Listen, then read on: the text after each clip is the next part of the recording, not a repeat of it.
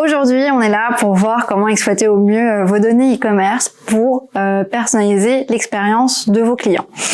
Alors, avant de commencer, l'idée c'est que vous sachiez un peu qui je suis et pourquoi je vous parle de ça. Donc, je m'appelle Carole Chevreau, je travaille à l'agence D&D et je suis responsable de l'offre CRM et Marketing Automation. Donc, j'aide les clients à qualifier leurs besoins lors des phases d'avant-vente et je peux également les accompagner donc sur des sujets de flux, d'implémentation de solutions, comme de consulting, vraiment totalement dissocié des problématiques opérationnelles. Qu'est-ce que l'agence D&D? Donc nous sommes une agence familiale, 100% autonome et indépendante, pas d'offshore, pas de sous-traitance. On travaille avec plusieurs solutions partenaires. Donc historiquement, on est une agence sur la partie e-commerce et petit à petit, on est venu ouvrir de nouveaux services pour venir accompagner nos e-commerçants sur l'ensemble des problématiques qu'ils pouvaient rencontrer, que ça soit la partie gestion des données produits avec le PIM, que ça soit la partie design, UI, UX, la gestion des flux, etc. Et donc également la partie CRM et Marketing Automation, donc la raison pour laquelle je suis là. Quels partenaires nous avons côté CRM et Marketing Automation? Nous avons une solution qui s'appelle Dot Digital, HubSpot et bientôt d'autres qui seront officialisés. Alors, avant de parler de comment optimiser l'utilisation de vos données e-commerce, l'idée c'est de bien être clair sur, finalement, quand on parle de données e-commerce, de quoi on parle. Alors, on parle de forcément tout ce qui est lié à votre donnée dans votre plateforme e-commerce. Donc, ça va être vos contacts, donc ceux qui sont opt-in, bien évidemment. Ça va être tout ce qui est flux commandes. Ça va être vos catalogues produits. Ça va être également vos wishlists si vous en avez mis une en place sur votre site. Ça va être également toute la partie données comportementales. Donc, qu'est-ce que j'entends par là? Données comportementales, c'est par exemple quelle page a vu un visiteur, combien de temps il est resté dessus. Donc voilà, ça c'est vraiment l'ensemble des données e-commerce qu'on peut retrouver, avec lesquelles on peut travailler d'un point de vue CRM et Marketing Automation. Donc aujourd'hui, on se dit tiens, comment je vais optimiser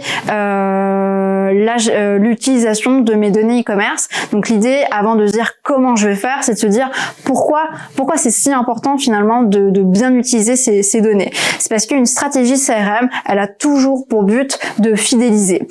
Et vous allez me dire quel rapport? Le rapport, c'est que si vous ne savez pas, ou si vous ne connaissez pas le comportement de vos clients sur la partie e-commerce, comment vous allez savoir qui sont vos meilleurs clients? Comment vous allez savoir ce qu'ils préfèrent dans les achats qu'ils peuvent faire? Comment vous allez savoir qu'une personne était l'un de vos meilleurs clients et en fait est devenu inactif?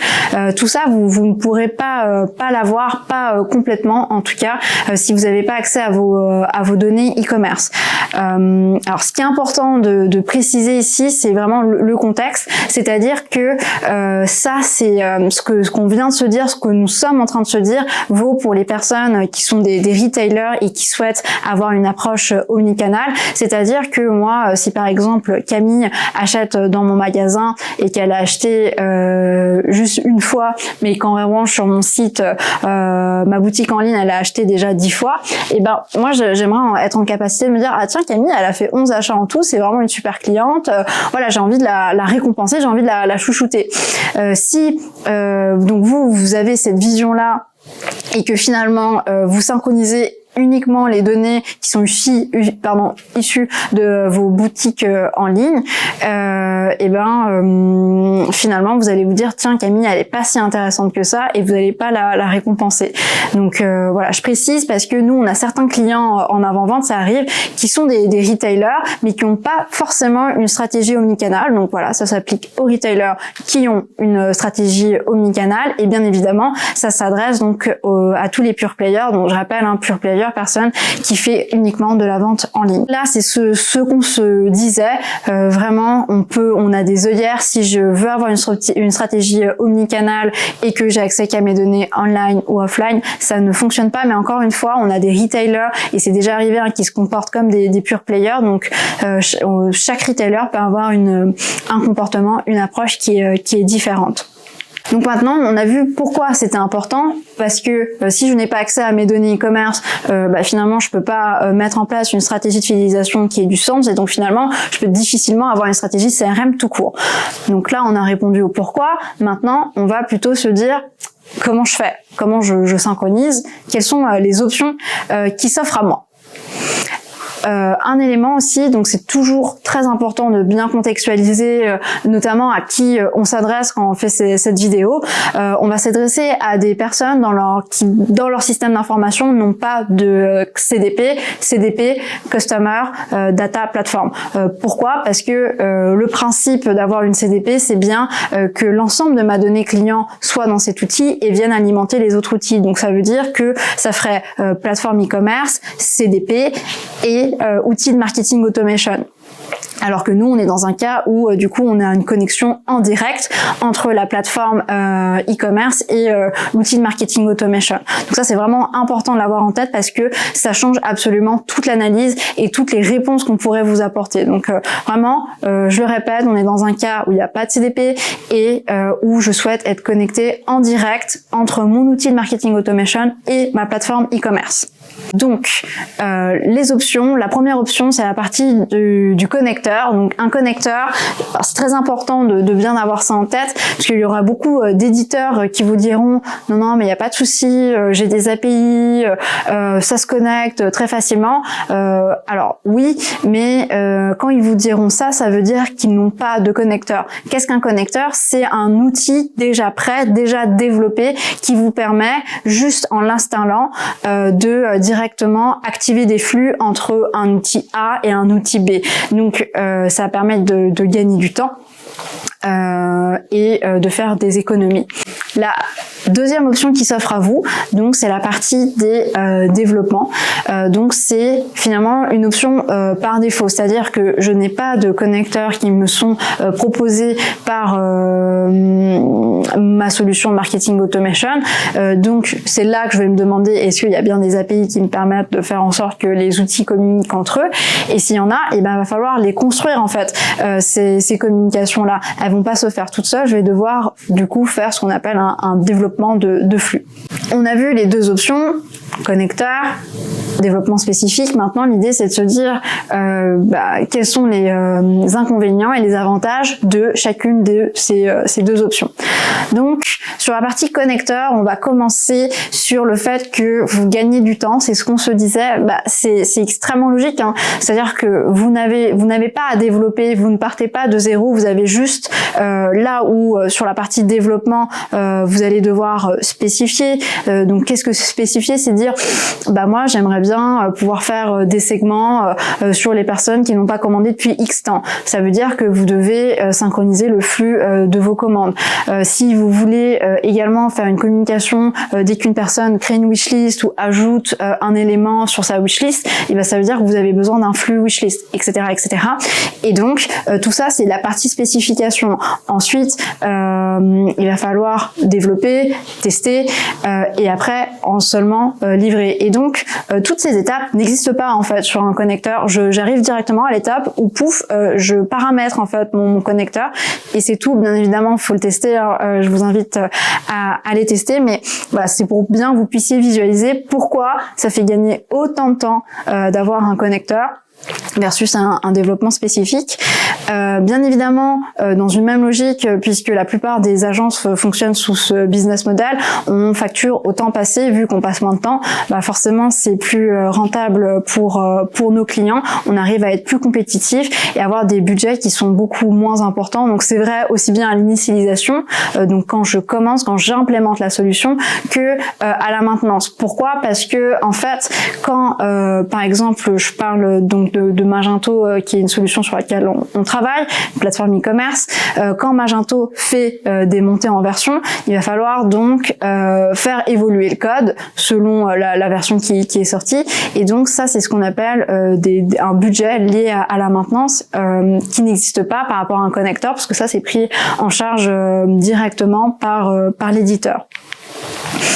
Ensuite, alors ça c'est un point vraiment important, ça dépend de la qualité des connecteurs, mais selon leur qualité, vous pouvez vraiment gagner en autonomie. Donc je dis vous, donc je m'adresse aux équipes de communication, de marketing, parce que par exemple, je reprends l'exemple de la wishlist, admettons que ça soit quelque chose qui ne soit pas couvert, couvert dans votre connecteur.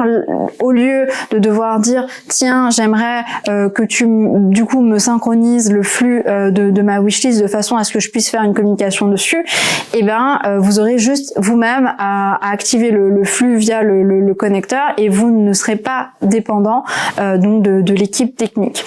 Alors vous allez me dire ok très bien, mais comment je fais moi pour évaluer la qualité d'un connecteur? Alors, ce qu'on vous recommande, c'est pas la recommandation officielle, c'est juste nous, notre façon de travailler, puisque l'information part de votre outil, de votre plateforme e-commerce à votre outil de marketing automation, on vous recommande de plutôt regarder côté marketplace, donc de votre plateforme e-commerce, et de regarder si le niveau attribué au connecteur. Donc le niveau en général passe par le niveau de partenariat. Par exemple sur Adobe Commerce, il y a 6 niveaux, et donc ça va vous donner tout de suite une indication sur la qualité du connecteur. Donc qualité, on entend périmètre. Donc forcément, par exemple, il peut y avoir des connecteurs qui sont seulement sur le premier grade de partenariat, ils auront un périmètre à peu près de cette taille. Et forcément, si vous allez sur un connecteur qui est évalué au meilleur grade de partenariat, ça veut dire que son périmètre sera plus large. C'est ça qu'on entend par qualité, c'est le périmètre, le nombre de fonctionnalités auxquelles j'ai accès grâce au connecteur. Alors, il y a beaucoup d'avantages, donc il y a également quelques inconvénients. Alors, l'un des inconvénients, encore une fois, ça dépend des qualités, de la qualité du connecteur, mais selon les connecteurs, en fait, ça sera plus ou moins générique dans la majeure partie des cas. D'ailleurs, ça sera assez générique et ça ne pourra pas donc prendre en compte vos spécificités, réussir à synchroniser les données personnalisées que vous souhaiteriez utiliser dans vos stratégies. Donc ça peut être un frein. Un autre élément, c'est que justement, selon la qualité des connecteurs, parfois vous serez obligé de venir compléter les développements parce que voilà, je vais continuer sur l'exemple de la wishlist. Vous avez un connecteur qui vous permet de synchroniser vos contacts et vos commandes, admettons. Ça veut dire que va falloir effectivement faire un développement additionnel juste pour être en capacité de gérer ce flux de wishlist. Et donc c'est pour ça qu'aussi nous insistons sur le fait qu'il faut vraiment faire attention à la qualité d'un connecteur. D'un connecteur à l'autre, ça peut vraiment tout changer et il faut être vraiment vigilant là-dessus. Tous les connecteurs sont loin d'être égaux et donc il faut vraiment être vigilant là-dessus. Et nous, on est vraiment là aussi pour vous accompagner typiquement dans ce type de démarche. L'option numéro 2, les développements. Donc forcément, vous l'avez compris, globalement, les avantages de l'un font les inconvénients de l'autre. Et du coup, finalement, quels seraient les avantages sur la partie développement? C'est que on est sur du sur-mesure. À l'inverse du connecteur, forcément, l'avantage ici, c'est qu'on va tout de suite spécifier ce dont vous avez besoin, et peut-être que ce dont vous avez besoin, ça va être essentiellement du spécifique que vous n'auriez de toute façon pas trouvé dans le périmètre d'un connecteur, même parmi les meilleurs.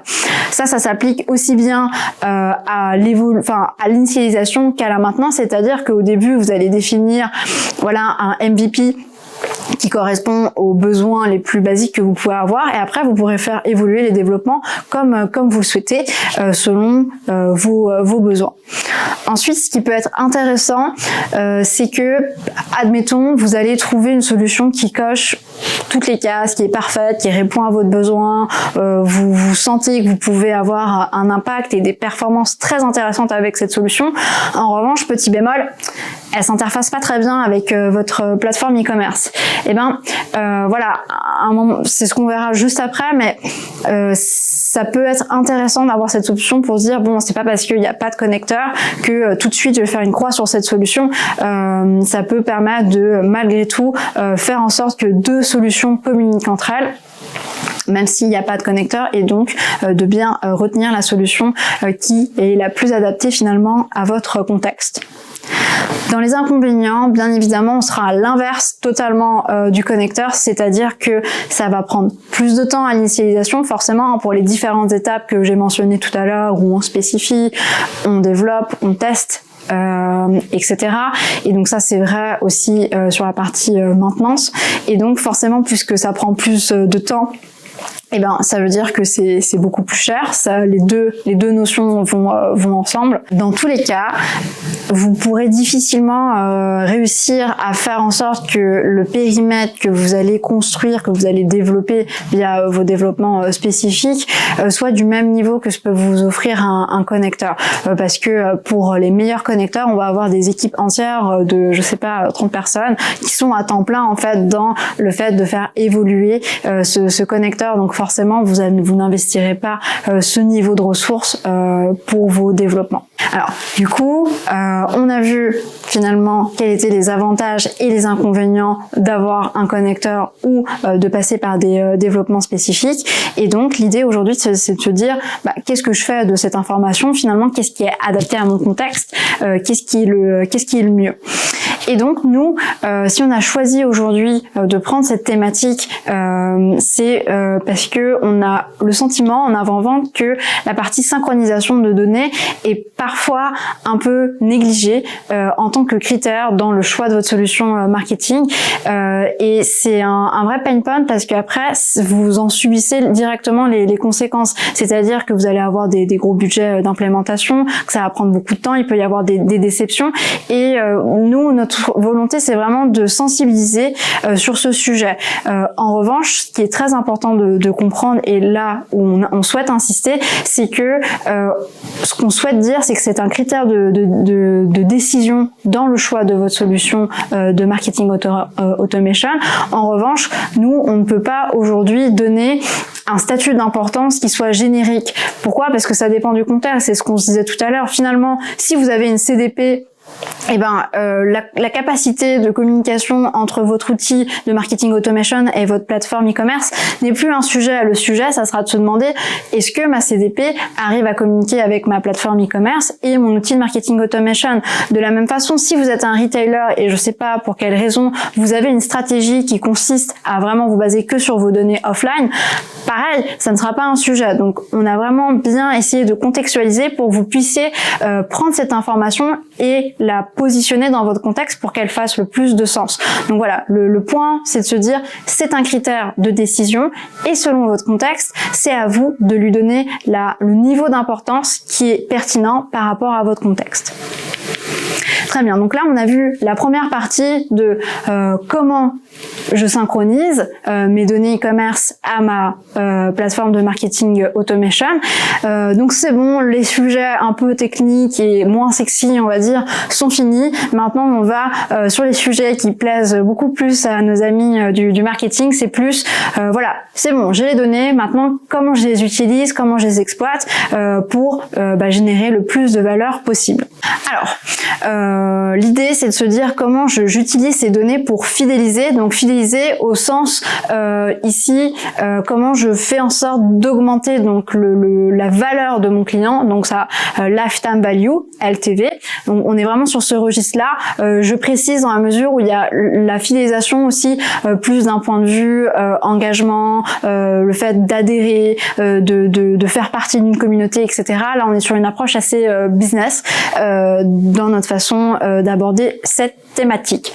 Première piste, vous avez des méthodes de segmentation, on va dire, qui sont prêtes à l'emploi et très efficaces. Donc l'une des méthodes principales et les plus connues, notamment sur le secteur du e-commerce, c'est la méthode RFM. Donc c'est une méthode qui sont basées sur les données transactionnelles. Donc les données transactionnelles, c'est bien les commandes qui sont réalisées par vos clients. Et on va voir 3 critères. On va avoir le R pour récence d'achat, on va avoir le F pour fréquence d'achat et enfin on va avoir le M pour montant des achats. Et en fait le principe c'est que on va avoir 2 critères qui sont mis ensemble, c'est la fréquence et le montant et on va leur donner un score entre 1 à 10. Et ensuite on va avoir la récence qui va avoir de leur côté un score entre 1 et 3. Et donc, je vais vous montrer un exemple, ça sera plus parlant. Donc là, je précise que c'est un exemple d'une solution avec laquelle on est partenaire que j'ai mentionné au début, qui est Dot Digital. C'est une méthode de segmentation que vous pouvez appliquer avec ou sans Dot Digital. Il n'y a pas d'obligation du tout d'utiliser cette solution. D'ailleurs, beaucoup de clients, d'annonceurs comme vous utilisent cette méthode. C'est juste pour illustrer un exemple. Et donc là on va voir l'exemple, donc c'est assez intéressant, vous allez voir du coup juste derrière moi les champions en jaune, et donc eux ce seront ceux qui auront le meilleur score sur la récence et la fréquence et le montant. Donc c'est finalement les personnes qui achètent le plus souvent, à plus haut montant, et qui ont acheté le plus récemment. Et ça va vous donner aussi d'autres types de segments qui sont très intéressants. Typiquement, comme leur nom l'indique, les high potential sont les personnes qui ont beaucoup de potentiel. Pourquoi? Parce que normalement c'est des personnes qui achètent souvent à haut montant, et mince, elles n'ont pas acheté récemment. Donc là, c'est typiquement un segment intéressant d'identifier, parce qu'on se dit, peut-être qu'il faut juste une petite communication, un petit rappel, ou je sais pas, une récompense, une incitation, qu'importe. En tout cas, une communication pour leur dire coucou, ça fait longtemps que t'as pas commandé, voilà tel élément qui pourrait te plaire, ou telle promotion, afin de du coup provoquer l'achat. On va aussi avoir des segments très intéressants pour travailler du coup vos inactifs, c'est un sujet que tous les marketeurs doivent, auquel sont confrontés les marketeurs, et donc vous avez différents statuts, notamment sur la partie inactif. Donc c'est vraiment une méthode de segmentation qui est très intéressante. Ensuite, globalement, le RFM modèle, si on prend un peu de hauteur, à quel enjeu ça répond? Bien évidemment, c'est sur la fidélisation, mais c'est pourquoi? C'est pour renforcer les clients qui sont déjà fidèles, c'est-à-dire que, tiens, je vais pouvoir identifier mes champions, et en fait, c'est des clients que j'ai envie de chouchouter, c'est des clients que j'ai envie de récompenser, de créer une relation encore plus forte avec eux. Ça va être aussi, du coup, c'est ce qu'on disait, la possibilité d'identifier différents segments qui font sens sur la partie inactive, de façon à les relancer de façon personnalisée, pour que ça ait le plus de sens, que ça soit le plus adapté à leur contexte et que ça leur parle. Et donc, si ça leur parlera, il y aura de meilleurs résultats, en tout cas probablement. Ça va aussi vous donner, vous, une visibilité qui est très intéressante, c'est-à-dire que typiquement, si vos champions représentent, je sais pas, peut-être que 20% de votre base, encore 20% c'est énorme, on va dire 5%, mais qui représentent malgré tout 60% de votre chiffre d'affaires, ça, cette visibilité, cette information de répartition est absolument fondamentale, parce que ça va vous aider à mieux piloter de façon macro votre stratégie marketing, et vous allez peut-être comprendre l'importance de certains segments, et surtout en fait d'avoir cette répartition entre leur nombre et ce qui représente d'un point de vue chiffre d'affaires est très intéressante d'un point de vue stratégie CRM. Ça va également vous aider à mieux anticiper tout ce qui est lié au churn, donc on va dire des analyses prédictives, donc via l'ensemble des segments qu'on a vus. Donc c'est vraiment une méthode qui est très intéressante pour l'ensemble des thématiques qu'on vient de citer. Du coup, aujourd'hui, on va essayer de voir comment aller plus loin avec le RFM modèle. Je vais continuer de vous prendre des exemples donc de notre solution partenaire Dot Digital, simplement pour illustrer, pour vous donner des exemples de des actions que vous pourrez mettre en place pour aller encore plus loin avec le RFM modèle. Donc il y a une solution que propose Dot Digital qui est le Personal Movement, mais ce qui est intéressant, c'est vraiment le raisonnement, en fait, c'est de se dire, tiens, juste avant on s'est dit que ça pourrait être très intéressant d'envoyer une communication par exemple au high potential pour qui réalise un achat et donc qui monte d'un cran et devienne potentiellement champion. Et donc ce qui va vous intéresser une fois que vous aurez fait cette communication, c'est d'être en capacité de se dire, tiens, est-ce que mes high potential sont bien devenus des champions? Donc il y a un vrai sujet sur la capacité à réussir à suivre l'évolution de vos personas.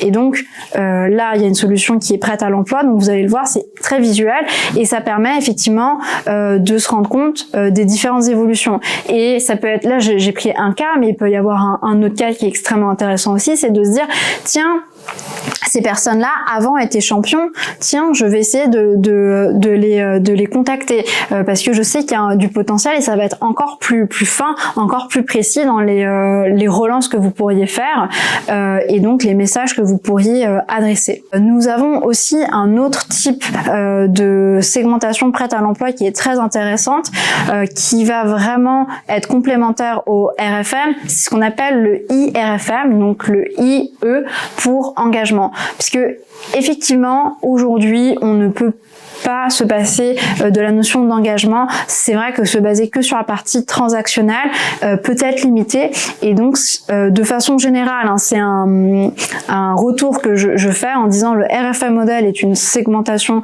extrêmement intéressante, mais attention à ne pas négliger aussi tout ce qui est lié à l'engagement pur de vos clients.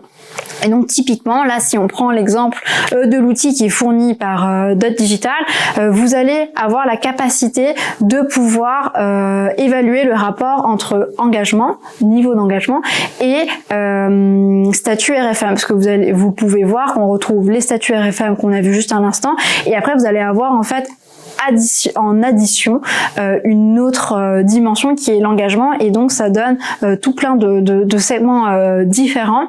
Et ce qui est intéressant, c'est effectivement de regarder un peu ce rapport engagement-achat.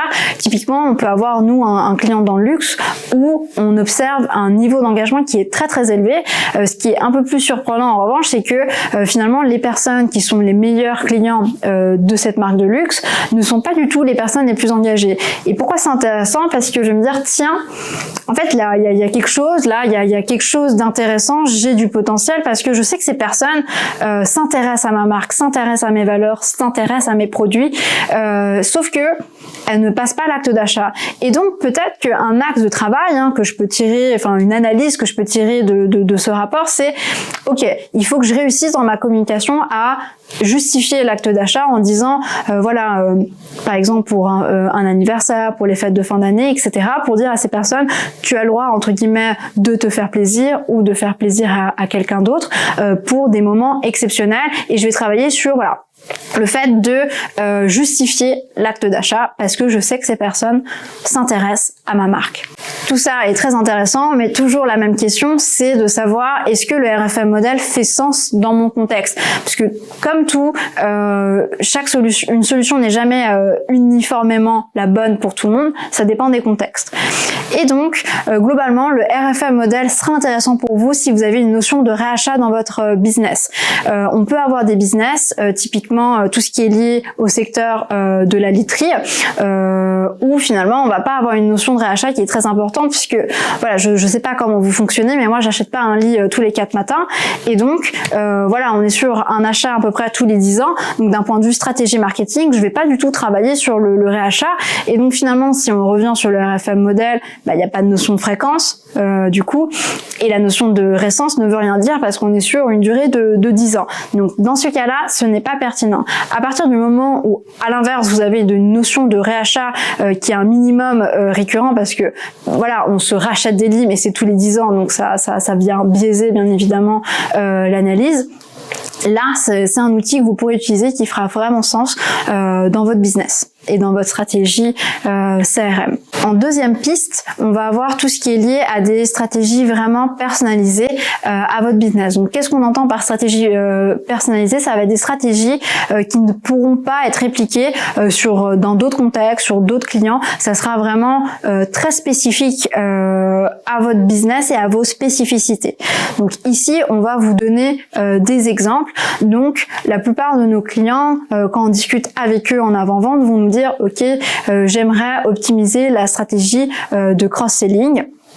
Et donc, nous, on va réfléchir aux moyens de le faire. Donc, il va y avoir des moyens génériques. Et là, sur la partie personnalisée, on va réfléchir autrement. Donc, on a ce client qui vend des articles de sport. Et donc, il nous dit, oui, bon, moi, j'ai ce persona qui est fan de ce sport. Donc, c'est un peu facile de se dire, ok, c'est ça. Et il suffit peut-être de faire un segment par club et la personne sera ultra réceptive parce que elle aura acheté tel maillot de tel club. Alors si je lui repropose des articles complémentaires de ce même club-là, elle sera réceptive. Sauf que on a constaté que c'était pas le cas, que c'était pas aussi binaire que ça, que c'était pas aussi simple, qu'il fallait être plus précis, aller plus loin dans la personnalisation. En effet, on a remarqué qu'il y avait certains clubs en fait qui étaient très connus parce qu'ils ont des joueurs très très connus et très appréciés par la communauté internationale, et donc finalement les personnes vont acheter pour la renommée du club ou pour certains joueurs très très spécifiques, mais pas pour le club en lui-même. Pourquoi c'est important? Parce que quand je vais envoyer mon email en disant coucou, est-ce que tu veux le short associé au maillot que tu as acheté, la personne sera beaucoup moins réceptive parce qu'elle va dire non mais voilà, j'ai juste acheté ce maillot une seule fois comme ça parce que c'était tel joueur que j'aime beaucoup, mais ne souhaitera pas acheter des articles complémentaires. À l'inverse, on a vu que sur certains autres clubs qui n'ont pas forcément la même renommée ou certains joueurs mais qui sont quand même très connus, et ben finalement eux on a remarqué qu'ils achetaient seulement à ce club-là. À l'inverse de clubs plus connus qui achetaient en fait, qui étaient des acheteurs pluriclubs, là ça va être des acheteurs monoclubs, et donc ça c'est très important dans l'analyse parce que pour le coup quand je vais envoyer ma communication à cette personne, eh ben elle va être réceptive, elle va se dire ouais c'est vrai que c'est cool si je peux avoir les chaussettes, le short, enfin bref tout l'attirail de mon club. Donc ça c'est un exemple. Un autre exemple sur le même client, c'est que voilà, c'est des sports qu'on va faire, etc. Donc souvent il va y avoir aussi le persona des parents qui vont offrir du coup ces maillots, ces shorts à leurs enfants. Et du coup l'idée c'est de réussir à les identifier, ces personnes-là. Et donc là on va passer par ce qu'on appelle des attributs custom, c'est-à-dire que sur mes produits je vais avoir le type de catégorie de produits et je vais pouvoir identifier que ça a été l'achat d'un junior réalisé par une personne qui, elle, n'est pas un enfant. Et donc, ça me permet de me dire, tiens, là, j'ai affaire à des parents et du coup, je vais leur proposer à des moments clés, des moments clés dans l'achat de produits pour juniors, donc typiquement un peu avant la rentrée, Noël et le printemps. Et je vais à ces moments clés, typiquement, je vais leur proposer d'acheter d'autres produits juniors. Un autre exemple qu'on pourrait avoir, donc on change totalement de registre, on est sur la partie luxe, c'est le fait de réussir à bien accompagner une personne lors de son inscription en fait à la newsletter ou lors de la première commande. Donc là, ce qui peut être vraiment intéressant sur la partie, dans le cas de ce client-là, c'est que on va avoir des produits qui ont une histoire différente les uns des autres parce que chaque type de produit aura été créé par un designer et chaque designer a ses valeurs, sa façon de voir les choses, son approche, et du coup l'idée c'est de donner un maximum d'éléments à la personne sur les différents types de designers qu'on peut avoir afin de les accompagner dans la découverte de votre marque, de vos valeurs, etc. Un dernier élément qu'on vous présente, mais c'est loin d'être la dernière cas de stratégie de personnalisation que vous pourriez faire, c'est bien évidemment tout ce qui est lié au programme de fidélisation. D'ailleurs, il y a une solution qui est très intéressante pour mettre en place un programme de fidélisation, c'est Splio. Parenthèse fermée, pour être en capacité de mettre en place un programme de fidélité qui ait du sens, il faut réussir à capter un peu à qui on a affaire. Donc, il faut se dire, tiens, quelles sont ses préférences, à quel niveau d'achat j'ai affaire. On reprend l'exemple de Camille, donc par exemple Camille qui a fait un achat, on va peut-être moins la récompenser que celle qui en a fait 10. Et donc, pour mettre en place quelque chose qui ait du sens, il faut bien que vous puissiez vous baser sur vos données e-commerce. Enfin, on vous l'avait promis, c'est le cas du panier abandonné. L'idée, c'est de vous dire, dans un cas extrêmement précis et le cas le plus utilisé par les e-commerçants, comment une très bonne synchronisation de données peut faire la différence sur vos performances. Alors, premier élément, c'est parmi tous les programmes relationnels qu'on aurait pu choisir, on a choisi le programme du panier abandonné et c'est pas un hasard. c'est le programme le plus rentable. Ça représente entre 20 à 30% des revenus qui sont générés par le canal emailing, donc c'est juste gigantesque. Par exemple, je continue avec notre partenaire de digital pour donner des exemples et que vous puissiez vous projeter, mais il y a 2,4 millions de chiffres d'affaires qui sont générés uniquement sur ce programme et c'est énorme. Et vous avez environ 80% des personnes qui abandonnent leur panier. Donc c'est un programme extrêmement intéressant et vous avez vraiment la possibilité de venir maximiser vos performances sur ce programme. Ce qui peut faire la différence, c'est la capacité d'être réactif. C'est-à-dire que typiquement, voilà, j'ai eu le Covid il y a quelques semaines et donc j'étais enfermée chez moi toute seule et forcément je m'ennuyais un peu et donc j'étais sur certains sites, j'ai mis des articles au panier, etc. Et il se trouvait que le lendemain, je pouvais ressortir, c'était la fin de l'isolation. Et du coup, je suis avec mes amis et je reçois mon email de relance panier quand je suis avec mes amis. J'avoue que je suis pas forcément ultra réceptive, j'ai pas le temps de regarder, etc. Et je me dis, mince, c'est dommage, si je l'avais reçu le soir où je m'ennuyais et que j'étais chez moi, j'aurais été beaucoup plus réceptive et ça aurait énormément joué. Ce qui est important de retenir, c'est que le timing c'est important parce qu'il faut, comme on dit, il faut battre le fer tant qu'il est chaud et ça a de vrais impacts sur les performances que vous pouvez tirer de votre programme relationnel. Et donc, la plupart du temps, ce qu'on va vous proposer, c'est la synchronisation de vos paniers tous les 24 heures. Ça veut dire que finalement, vous relancez les personnes au bout de 24 heures. Alors que si vous allez plus loin dans la synchronisation de données, vous allez mettre en place ce qu'on appelle un trigger. Donc c'est quand certaines conditions sont remplies, ça me crée un événement et pouf, ça l'indique à mon outil de marketing automation pour déclencher l'envoi de mon programme relationnel. Et donc, quand on met en place ce trigger, ça permet de mettre en place des relances de 20 minutes à 1 heure. Donc, c'est beaucoup plus réactif 20 minutes que 24 heures. Un autre élément, ça va être la capacité à gérer plusieurs relances.